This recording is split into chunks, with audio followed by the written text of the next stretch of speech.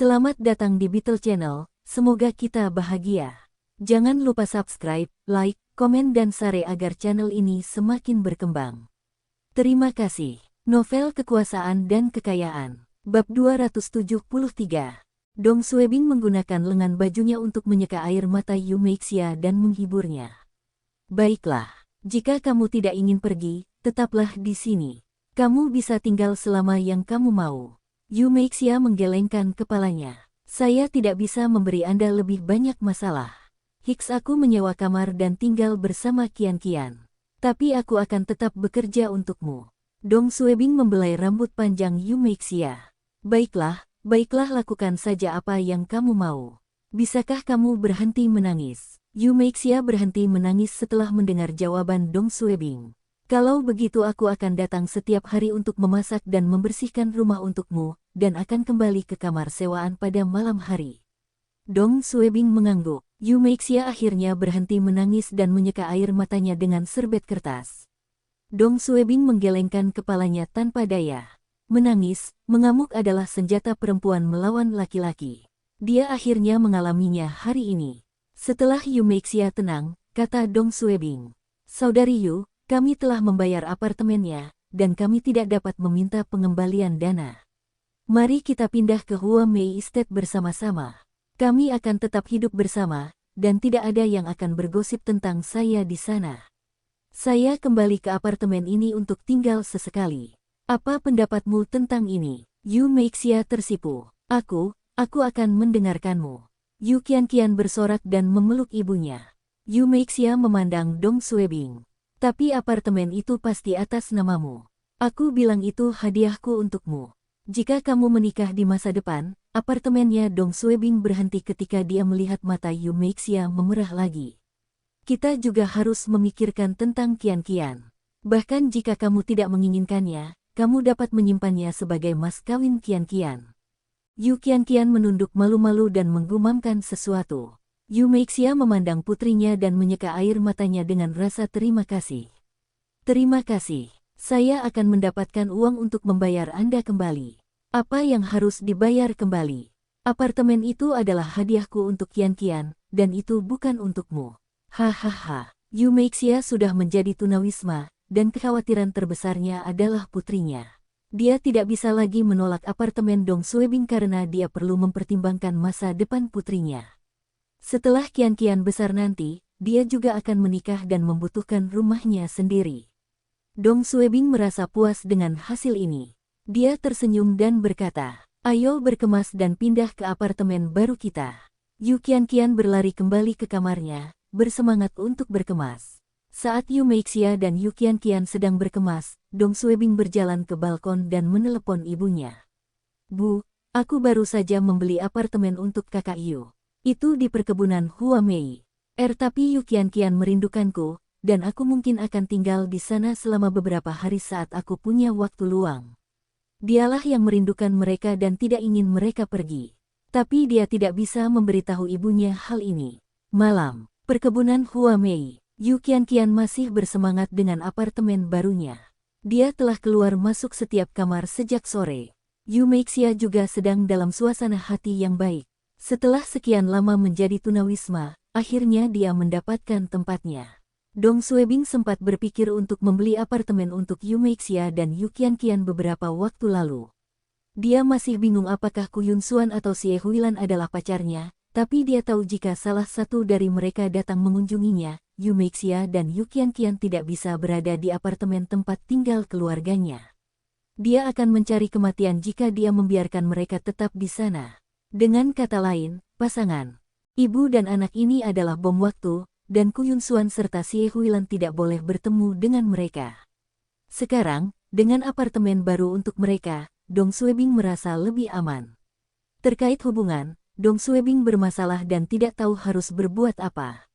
Karena dia tidak tahu harus berbuat apa, dia memutuskan untuk berhenti memikirkannya dan menikmati hidupnya sekarang. Kakak, di mana aku harus meletakkan vas ini? Yu Qian membawa vas besar. Dong Suebing tertawa. Anda adalah pemilik apartemen ini. Anda bisa memutuskan sendiri. Oh, kalau begitu aku akan meletakkannya di samping konsol TV. Yu Meixia takut putrinya akan memecahkan vas itu dan pergi membantunya. Hati-hati, Dong Suebing juga menyingsingkan lengan bajunya dan pergi membantu. Apartemen dilengkapi dengan perabotan lengkap, namun peralatan rumah tangga baru akan diantar besok. Kini, mereka hanya bisa menggeser furnitur sesuai keinginan mereka. Setelah beberapa saat, mereka bertiga duduk di sofa sambil terengah-engah. Yu Meixia mengeluarkan sapu tangannya untuk menyeka keringat di dahi Dong Suebing, dan Yu Qianqian memeluk lengan Dong Suebing. Dong Suebing tersenyum bahagia dan memeluk pinggang Yu Meixia dan Yu Qianqian. Dia berdiri dan membawa mereka ke kamar. Saya sudah membeli apartemen, dan sekarang saya masih membutuhkan mobil. Bantu saya memilih mobil yang cocok untuk saya. Yu Meixia merasakan lengan Dong Suebing melingkari pinggangnya, dan dia tersipu. Dia bisa merasakan Dong Suebing memperlakukannya sebagai anggota keluarganya, dan dia tidak menghentikannya. Sejak orang tuanya meninggal dan suaminya kecanduan judi, perasaan hangat itu tidak lagi ia rasakan. Dong Suebing menyeringai. Total aset perusahaan lelangnya bernilai hampir 10 juta, dan dia bisa dianggap sebagai jutawan. Namun selama ini, dia tidak merasakan perubahan apapun. Memiliki apartemen dan mobil akan menjadi perubahan signifikan dalam gaya hidupnya. Bagaimanapun, ini adalah hal-hal yang diimpikan Dong Suebing 4 tahun lalu. Keluarga, rumah, mobil, uang, karir yang bagus. Dong Suebing merasa hidupnya telah terpenuhi. Keesokan paginya, awan gelap menutupi langit. Ramalan cuaca mengatakan kemungkinan akan terjadi badai petir. Setelah sarapan, Dong Suebing, Yu Meixia, dan Yu Qianqian duduk di depan PC untuk mendiskusikan mobil mana yang akan dibeli. Kakak laki-laki, mobil ini bagus, BMW. Apakah itu akan terlalu menonjol? Bagaimana menurutmu, Kakak Yu? Saya masih merasa mobil yang Anda lihat sebelumnya lebih cocok untuk Anda, dan harganya masuk akal. Sesuai, hal ini jarang terjadi di Kabupaten Yantai, namun di Beijing, Anda dapat mencapai kesepakatan hanya dengan melemparkan batu bata keluar jendela. Itu terlalu umum di sana. Kamu harus memutuskan sendiri. Saya tidak tahu tentang mobil. Dong Suebing bersandar di kursinya dan meletakkan tangannya di bahu Yu Meixia dan putrinya secara alami. Dia memikirkan jenis mobil apa yang akan dibeli. Mobil sedan keluarga, mobil off-road, sebuah MPV. Dong Suebing sudah terbiasa dengan Buick MPV unitnya dan merasa mobil 7 tempat duduk lebih nyaman. Setidaknya, dia bisa mengangkut lebih banyak orang. Tapi MPV Buick atau MPV Honda harganya sedikit di atas 200.000 RMB. Dong Suebing sedang berpikir untuk membeli mobil yang lebih mahal. Dong Suebing terus menjelajahi situs web, dan Yu Qianqian tiba-tiba berteriak. Mercedes-Benz yang besar. Yu Meixia melihat ke monitor. Ini terlihat mirip dengan Buick itu. Dong Suebing melihat gambar itu. Mercedes-Benz 6 tempat duduk ini merupakan model terbaru tahun ini, dan eksteriornya terlihat lebih megah dibandingkan MPV Buick dan Honda. Ini adalah salah satu mobil MPV papan atas. Mata Dong Suebing berbinar dan merasa mobil ini terlalu indah. Baik eksterior maupun interiornya berkelas, dan dia memeriksa harganya. Kelas R300L berharga sekitar 700.000 RMB. R350L berharga sekitar 800.000 RMB, dan R500L termahal, 5,5L, berharga sekitar 1,3 juta RMB. Dong Suebing melihat spesifikasinya dan memutuskan untuk membeli mobil ini. Tapi harganya sangat mahal. Jika dia mengendarai mobil ini, apakah akan ada gosip? Dong Suebing berpikir sejenak dan menelepon Ku Yun Xuan. Untuk mencegah masalah saat mengemudikan mobil ini, Dong Suebing punya solusinya. Dia akan meminta Bibi Xuan membeli mobil ini dan mendaftarkannya di perusahaan lelang mereka. Setelah itu, dia akan mengemudikan mobilnya ke Kabupaten Yantai untuk keperluan pribadinya. Jika ada yang ingin menyelidikinya, dia dapat mengklaim bahwa kendaraan tersebut adalah milik temannya, dan dia telah meminjamnya. Dengan cara ini, dia akan menyimpan banyak penjelasan tentang dari mana dia mendapatkan uangnya. Dong Suebing ingin membeli model termahal, R500L, seharga 1,3 juta. Setelah membeli apartemen tersebut, dia masih memiliki sekitar 1,4 juta RMB. Jumlah ini sudah cukup. Setelah berdiskusi dengan Ku Yun Xuan, Dong Suebing mentransfer uangnya kepadanya. Mapan. Dalam 2 atau 3 hari, mobil akan tiba. Dong Suebing duduk di sofa, puas. Dia merasa dirinya boros, karena dia menghabiskan hampir 2 juta RMB dalam 2 hari. Dering-dering ponsel Dong Suebing di meja samping berdering. Dong Suebing mengira itu adalah pengiriman peralatan rumahnya. Kulkas dan TV-nya akan diantar hari ini, dan AC akan dipasang besok. Dia mengangkat telepon dan melihat itu sepupunya, Tang Jin.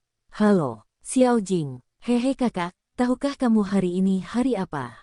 Apa acara spesialnya? Hari tentara. Ini masih awal. Hari jadi partai. Ini harusnya sudah berakhir. Tidak heran Anda berada di dinas pemerintah.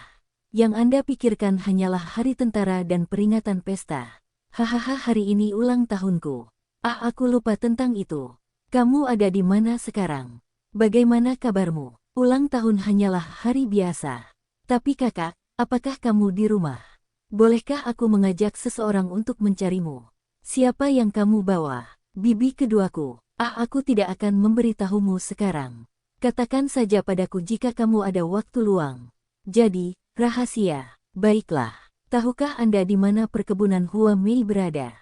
Datang saja. Setelah menutup telepon, Dong Suebing tersenyum dan menoleh ke Yu Meixia. Saudari Yu, siapkan lebih banyak makanan untuk makan siang. Adikku akan datang. Oh, jika kamu ada waktu luang, bantu aku mengambilkan kue ulang tahun di bawah. Terima kasih. Yu Meixia dengan cepat mengambil dompetnya dan turun ke bawah.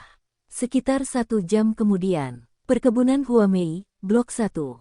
Tang Jin sedang memegang tangan seorang pemuda. Hei, Liu Li, ingatlah untuk memperhatikan kata-katamu saat bertemu saudaraku nanti. Liu Li berpenampilan bersih dan tampak seperti pelajar. Dia menggaruk kepalanya dan bertanya, "Kenapa kami di sini untuk bertemu kakakmu dulu? Bagaimana dengan orang tuamu?" Tang Jin menatap Liu Li dengan marah. "Apa yang Anda tahu? Sekarang, kakakkulah yang menentukan keluarga kami. Jika dia setuju untuk membiarkan kita bersama, tidak ada orang lain yang akan keberatan." Ah, berhentilah menggaruk kepalamu. Kamu terlihat seperti orang bodoh. Apa yang perlu dikhawatirkan? Bersambung, terima kasih telah menyaksikan dan mendukung channel ini.